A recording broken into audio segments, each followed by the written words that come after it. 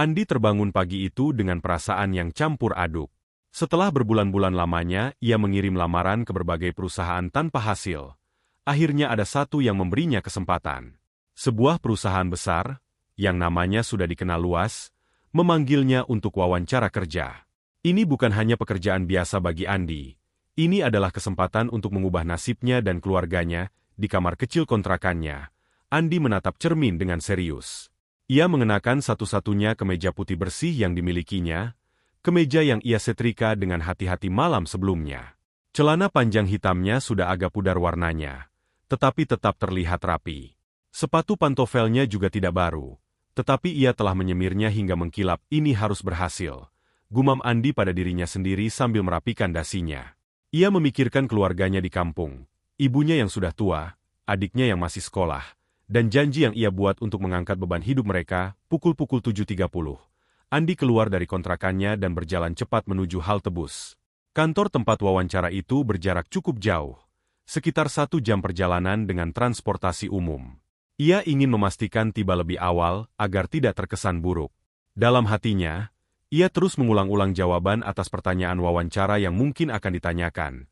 Berharap semua berjalan lancar. Saat bus tiba, Andi naik dan memilih tempat duduk di dekat jendela. Ia memandang jalanan yang ramai dengan mobil dan motor. Kota itu sibuk seperti biasa, dan hiruk-pikuknya membuat Andi merasa kecil. Tapi ia menepis rasa minder itu. Hari ini adalah tentang membuktikan bahwa ia punya nilai, bahwa ia pantas untuk diberi kesempatan. Namun, di tengah perjalanan, bus terpaksa berhenti karena kemacetan panjang. Andi melirik jam tangannya. Masih ada waktu, tetapi hatinya mulai gelisah. Ia memutuskan untuk turun lebih cepat dan melanjutkan perjalanan dengan berjalan kaki. Saat melangkah cepat di trotoar, ia melihat sebuah mobil hitam mewah terparkir di pinggir jalan. Ban depannya terlihat kempes, dan di sebelahnya berdiri seorang pria dengan setelan jas mahal. Pria itu terlihat kebingungan, memandangi ban sambil menelepon seseorang. Andi berhenti sejenak, ragu. Apa aku harus membantu? Pikirnya. Di satu sisi, ia tidak ingin terlibat karena waktunya terbatas. Tapi di sisi lain, ia merasa kasihan pada pria itu. Apa yang akan ibu katakan jika tahu aku melewatkan kesempatan untuk membantu seseorang hanya karena takut terlambat? Gumamnya dalam hati. Teringat ajaran ibunya untuk selalu berbuat baik tanpa pamrih, Andi akhirnya mengambil keputusan. Ia berjalan mendekat. Meski dalam hati ia tahu risikonya. Pak, apakah Anda butuh bantuan? Tanyanya sopan. Pria itu menoleh, sedikit terkejut. Oh, terima kasih. Ban saya kempes, dan saya tidak tahu cara menggantinya. Saya sedang buru-buru ke sebuah pertemuan penting, dan bantuan Anda akan sangat berarti. Andi menghela napas, mencoba mengatur pikirannya. Baiklah, Pak. Saya akan membantu Anda, katanya sambil melepas jasnya dan menggulung lengan kemejanya, tanpa tahu bahwa keputusannya ini akan mengubah hidupnya. Andi berjongkok di samping mobil itu, memulai pekerjaan yang tak ia duga akan ia lakukan di hari yang seharusnya penuh persiapan untuk wawancara. Andi menatap ban mobil yang kempes dengan perasaan sedikit cemas. Ia sudah pernah membantu mengganti ban sebelumnya, tetapi itu terjadi di kampung, dengan kendaraan yang lebih sederhana. Kini, ia berhadapan dengan sebuah mobil hitam mewah yang terlihat sangat mahal. Jenis mobil yang bahkan ia sendiri tidak yakin pernah melihatnya dari dekat. Tapi ia menepis keraguannya. Baik, Pak, kita mulai saja. Tolong ambilkan ban cadangan di bagasi, ucap Andi, mencoba terdengar percaya diri meskipun ada kegugupan yang ia sembunyikan. Pria berjas itu segera membuka bagasi dan mengeluarkan ban cadangan serta dongkrak. Andi langsung berjongkok dan memeriksa kondisi ban. Kunci roda ada, Pak, tanyanya. Ini, jawab pria itu sambil menyerahkan kunci roda. Ia tampak sedikit gelisah, berkali-kali melihat jam tangannya. Sama seperti Andi yang diam-diam juga merasa waktu semakin mendesaknya. Andi memutar kunci roda dengan tenaga yang cukup besar. Namun, baut roda terlalu kencang. Ia mencoba sekali lagi, kali ini dengan lebih banyak tenaga, hingga wajahnya berkeringat dan napasnya terengah-engah. Bautnya agak keras, Pak, katanya sambil mengusap keringat di dahinya. Maaf, saya benar-benar tidak tahu cara melakukannya. Kalau saya yang mencoba, mungkin malah tambah kacau, kata pria itu sambil menggaruk kepala. Andi tersenyum kecil, meskipun tubuhnya mulai terasa lelah. Ia menggoyangkan kunci roda dengan gerakan cepat, dan akhirnya berhasil melonggarkan satu baut. Yes, gumamnya lirih. Sebelum berlanjut ke baut berikutnya, Proses mengganti ban itu ternyata lebih sulit daripada yang ia bayangkan.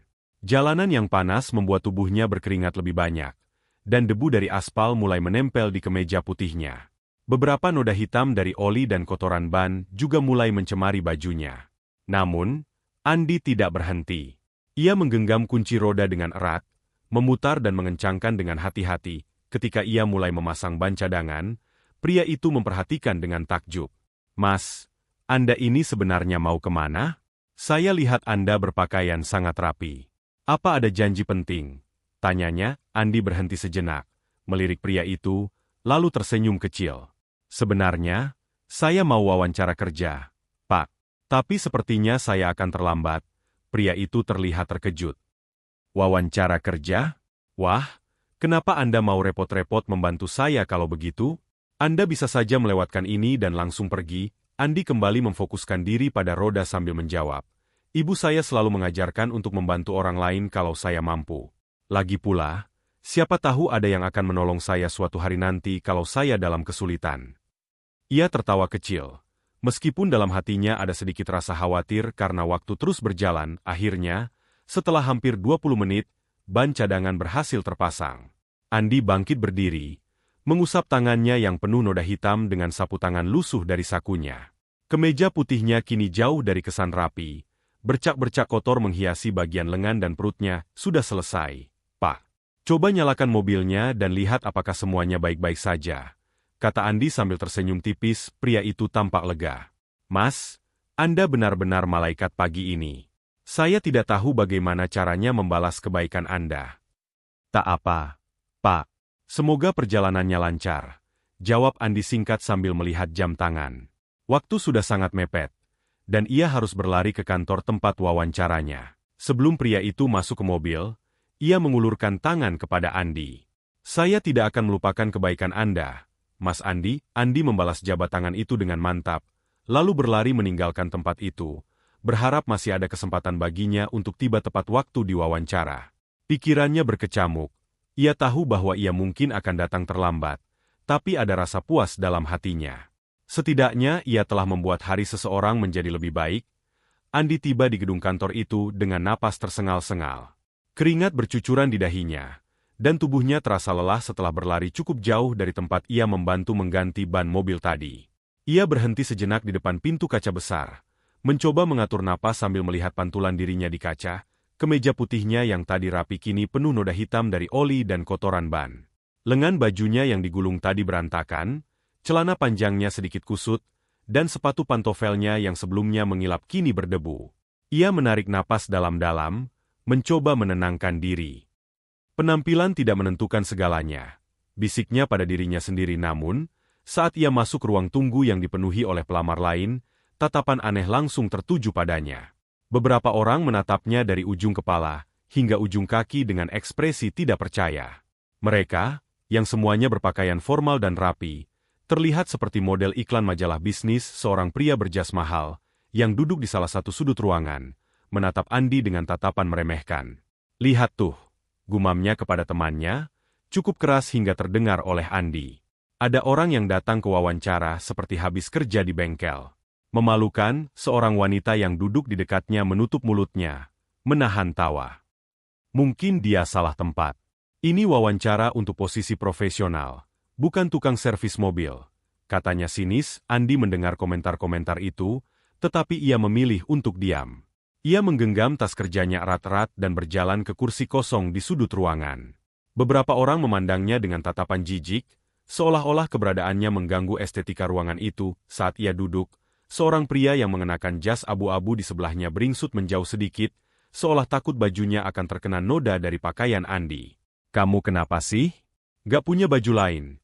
tanyanya setengah bercanda, tetapi jelas dengan nada merendahkan. Andi hanya tersenyum kecil dan menjawab dengan tenang.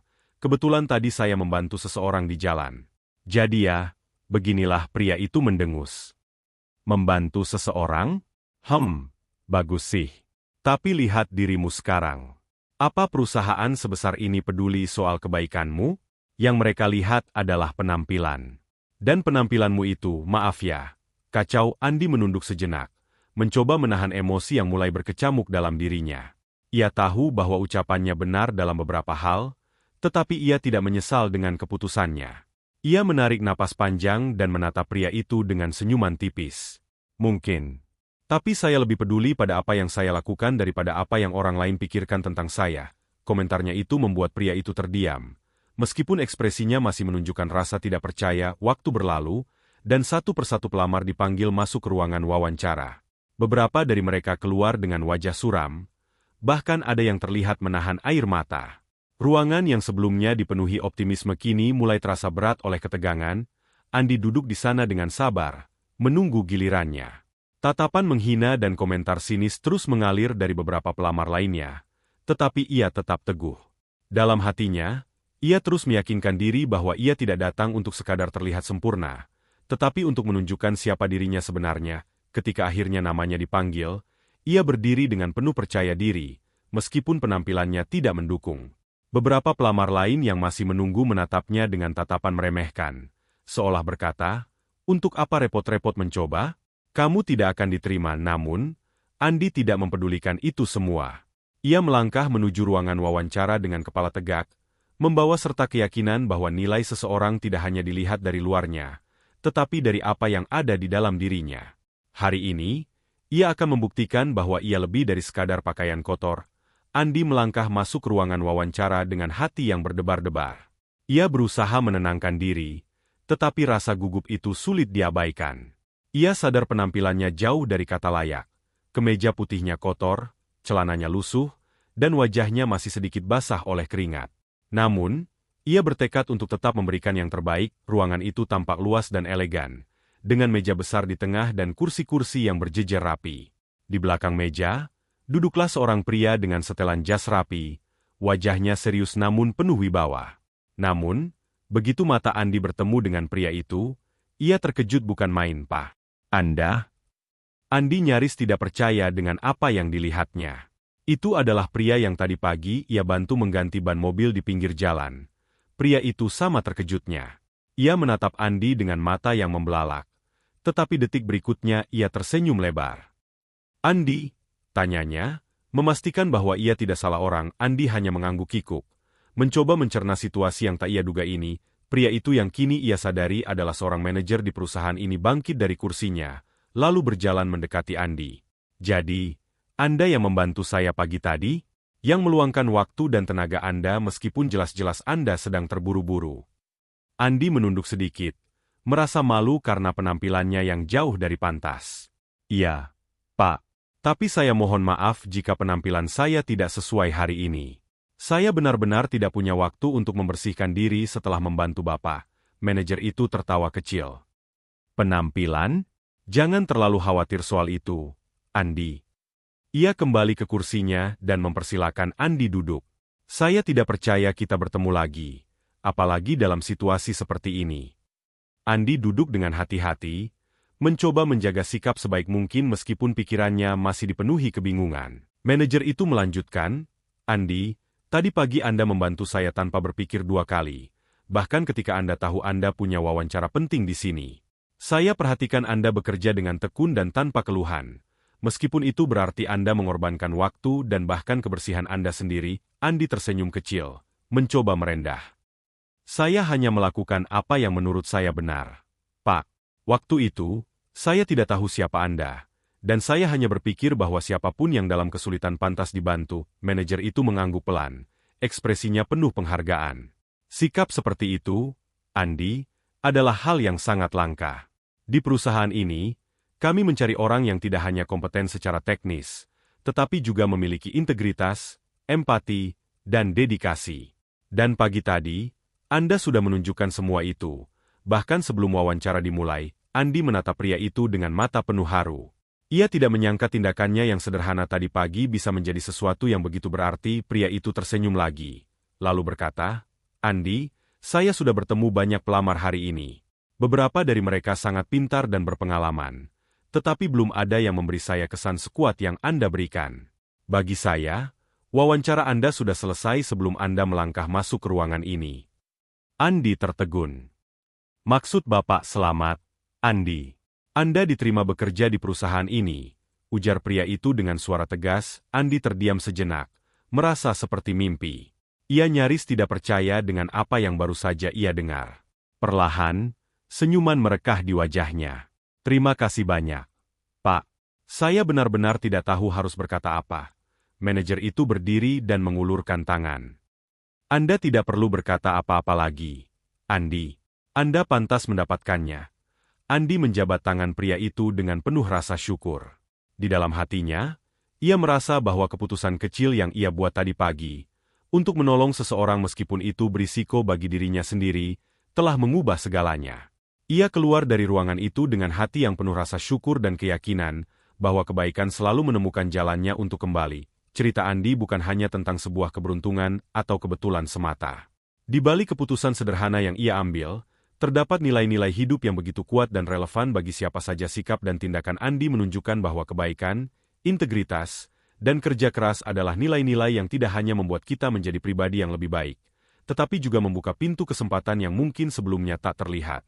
Dalam dunia yang seringkali menilai seseorang dari luarnya, Andi adalah contoh nyata bahwa karakter sejati akan selalu menjadi yang paling berharga. Kita semua bisa belajar dari Andi, untuk tetap teguh pada nilai-nilai baik, untuk tidak takut mengambil risiko demi melakukan hal yang benar, dan untuk percaya bahwa setiap kebaikan, sekecil apapun, akan membawa kebaikan kembali.